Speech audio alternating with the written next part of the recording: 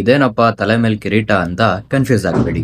ಇವನ್ ಹೆಸರು ಭೈರವ ಅಂತ. ಇವನ್ ನನ್ನ ಹತ್ರ ಟ್ರೈನಿಂಗ್ ಗೆ ಬಂದಿದ್ದಾನೆ. ಇವ್ರ ಓನರ್ ನನ್ನ ಹತ್ರ ತುಂಬಾ ದಿನಗಳಿಂದನೇ ಟ್ರೈನಿಂಗ್ ಗೆ ವಿಚಾರಿಸಿದ್ರು. ಬಟ್ ತುಂಬಾ ಚಿಕ್ಕ ಮರಿಗಳನ್ನ ದುಡ್ಡಿನ ಆಸೆಗೆ ಟ್ರೈನಿಂಗ್ ಗೆ ತಗೊಂಡ್ರೆ ಅದಕ್ಕೆ ಪಾರ್ವೋ ವೈರಸ್ ಅಟ್ಯಾಕ್ಸ್ ಆಗೋ ಚಾನ್ಸಸ್ ಜಾಸ್ತಿ ಇರುತ್ತೆ. ಮತ್ತೆ ಅದರಿಂದ ನನ್ ಮರಿಗಳಿಗೆ ಆಗೋ ರಿಸ್ಕ್ ಕೂಡ ತಗೊಳಕ್ಕೆ ನಾನ್ ರೆಡಿ ಇಲ್ಲ.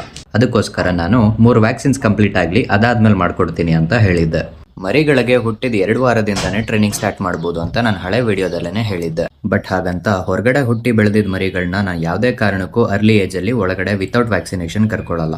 ಇವನನ್ನ ಒಳಗೇನೋ ಕರ್ಕೊಂಡೆ, ಆದ್ರೆ ರಾತ್ರಿ ಎಲ್ಲ ಇವನು ನಿದ್ದೆ ಮಾಡಿಲ್ಲ, ನನಗೂ ನಿದ್ದೆ ಮಾಡಕ್ಕೆ ಬಿಟ್ಟಿಲ್ಲ. ಹಾಗೆ ಸ್ವಲ್ಪ ಹೊತ್ತಲ್ಲೇ ಅವನ ಕಿರೀಟದ ಭಾರ ಜಾಸ್ತಿ ಆಗಿ ಅವನ ಕಿರೀಟ ನನ್ನ ಕೈಗೆ ಬರೋ ಪರಿಸ್ಥಿತಿ ಬಂತು. ಇದ್ಯಾಕೆ ಅಂತ ತಿಳ್ಕೊಬೇಕಾದ್ರೆ ಈ ಅಕೌಂಟ್ ನ ಫಾಲೋ ಮಾಡಿ. ಮತ್ತೆ ಇವನ್ ಕಿರೀಟದಿಂದ ಇರೋ ರಹಸ್ಯ ನಿಮ್ಗೇನಾದ್ರೂ ಗೊತ್ತಿದ್ರೆ ಕಮೆಂಟ್ ಮಾಡಿ. ಬೆಳಗ್ಗೆ ಆಟ ಆಡೋದಕ್ ಬಿಟ್ರೆ ಇವನ್ ನೋಡಕ್ ಇಷ್ಟೇ ಇದ್ರು ಇವನ್ಗಿಂತ 4ರಷ್ಟು ದೊಡ್ಡ ಇರೋ ನಮ್ ವಾಲೆಯಿಂದನೇ ಬಿದ್ದಿದ್ದ. ಇವತ್ತಿಗಿಷ್ಟೇ. ಈ ಕಿರೀಟ ಇಲ್ದೇ ಇರೋ ರಾಜನ್ ಕತೆನ ಮುಂದಿನ ವಿಡಿಯೋದಲ್ಲಿ ನಾನು ಹೇಳ್ತೀನಿ. ರೆಡ್ರಿಶ್ ಇರೋದೇ ನಿಮ್ಗೋಸ್ಕರ. ಜೈ ಬಜರಂಗಿ.